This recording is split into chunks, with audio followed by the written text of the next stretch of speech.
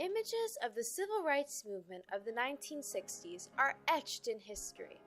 However, few people realize that these events were necessitated by a tragic failure of political compromise around the Federal Elections Bill of 1890. The defeat of this legislation not only signaled the decline of African American political influence, it also changed the balance of power in the federal government and established the institution of the House of Representatives as we know it today.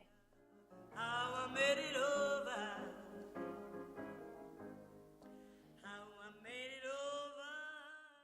Failure of the Federal Election Bill of 1890 represents a missed opportunity to bring racially fair elections to the South.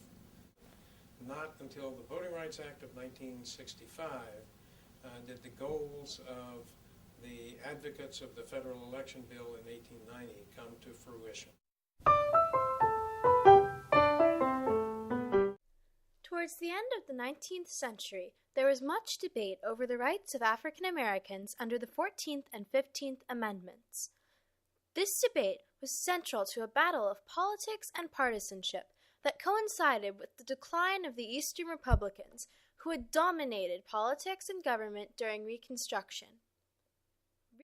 By the 1880s, former Confederates and other Southern whites had organized themselves into a conservative and overwhelmingly racist Democratic Party. In 1884, Democrat Grover Cleveland was elected president with the help of massive support, including massive election fraud and suppression of the freedmen's vote in the South. In 1890, this is how the party system looked. You had a Republican Party that was very strong in the North and in the West, weak, but still present in the South. You had third parties in the South, created coalitions between black farmers and white farmers. And those two parts of the party system were in favor of civil rights. They wanted to have fair elections and a free count, as they called it. Democrats, North and South, very powerful, very strong, major political party, but not the majority. That party was against civil rights. Northern Republicans, including Senator George Frisbee Hoar and Representative Henry Cabot Lodge, both of Massachusetts, wanted to clean up federal elections and guarantee freedmen's voting rights through electoral reform. They were sympathetic to the pleas of African Americans whose rights were being forcibly suppressed, who gave them all the support they could offer in exchange for an effort to pass the Federal Elections Bill. The racist Southern Democrats, however, wanted to solve the race problem by disenfranchising Southern blacks completely through Jim Crow laws. Southern Democrats lied about the rampant violence against blacks and their well-known subjugation. They accused Republicans of pursuing electoral reform for the sole purpose of Republican party building. They also announced their determination to use every possible parliamentary tactic to defeat the Elections Bill. When the 51st Congress was convened, it was clear to the pro-reform members of the Republican Party that passing their electoral reform agenda would be exceedingly difficult due to Democratic opposition and factional division. Speaker of the House Thomas B. Reed decided to impose an entirely new set of rules to ensure the passage of the Federal Elections Bill, the key piece of legislation on the Republican agenda. The Reed rules limited debate and eliminated filibustering and other obstructionist tactics. The Reed rules changed the standing rules of the House to allow the Speaker to count members who were physically present but who were not indicating their presence toward a quorum.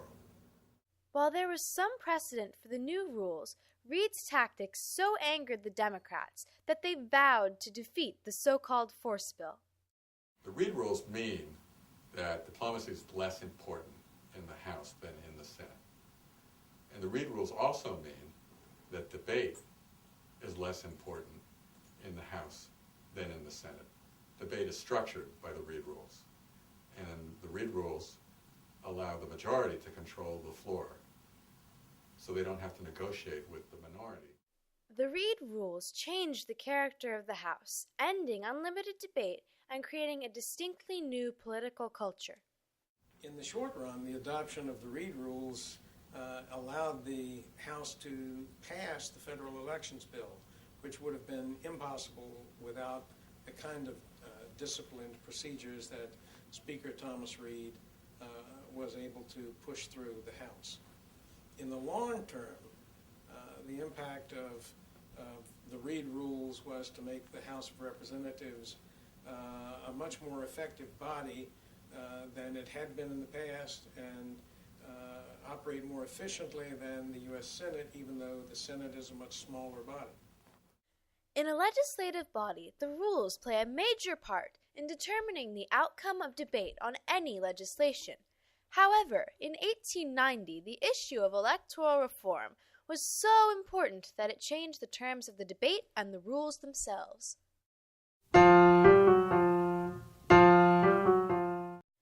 The Federal Elections Bill of 1890 was the most controversial piece of legislation on the agenda of the 51st Congress. The legislation sought to protect the voting rights of African Americans by authorizing the national government to supervise federal elections. The Federal Elections Bill was designed to make United States elections for the House of Representatives in the South fair and free from fraud.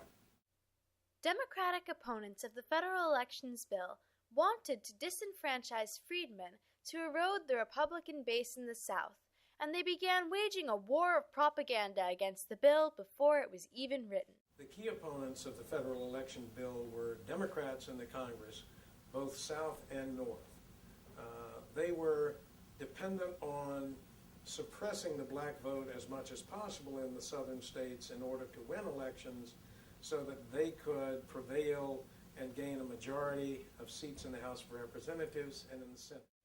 The Federal Elections Bill ultimately suffered from its ties to the radical Republicans, who had lost favor with the general public due to rampant political corruption during the post-Reconstruction Gilded Era.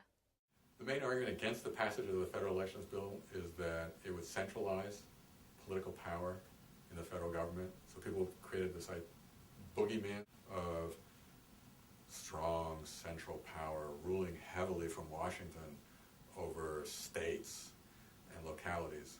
What was wrong with that argument is that these were United States elections. Of course it makes sense for the United States to protect its own elections. But people said, no, we need to let the states run the House elections and to run congressional elections. Otherwise, we're putting a little too much power in the hands of Washington.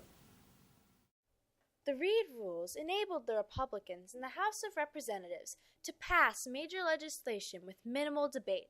However, this created a large backlog of bills that the Senate, with unlimited debate, could not pass all in one Congress. The Federal Elections Bill failed in the Senate because there was a small number of Republican senators who just didn't buy it, and they were willing to defeat the interests of the majority of their colleagues in order to take care of their own constituents, the silver lining interests that they represented. Thus, the Federal Elections Bill of 1890 became the first major piece of legislation in American history, supported by a president and majorities in both houses of Congress, to be defeated by a Senate filibuster. The short-term consequences of the failure of the federal elections bill was that elections continued to be unregulated in the South, and the white supremacy Democrats were able to win enough support so that the Democrats regained control of the Congress and the White House in 1892.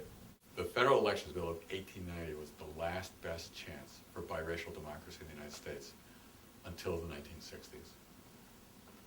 After the Federal Elections Bill, there was a major contraction of voting rights in the South, and it took 90 years, roughly, to put it all back together again. The epic battle over the Federal Elections Bill set the stage for the next 60 years of Southern history.